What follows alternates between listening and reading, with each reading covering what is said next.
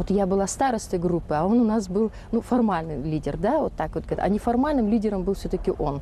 И вот что я имею в виду? То есть лидер в том смысле, что мы всегда могли в любое время подойти к нему, посоветоваться. Он как-то вот чувствовалась в нем такая вот какая-то внутренняя, непоказная сила духа. Был как старшим братом нашим. Хотя был он, может быть, даже и вот, например, он чуть младше меня.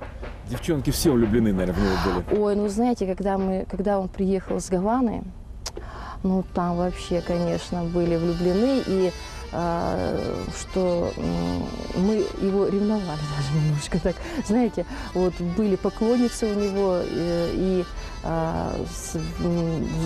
как бы не только в университете, но и вся республика, как говорится, была в него влюблена. Он же очень был красивый парень. Я помню его по комсомольской работе, он был всегда лидером.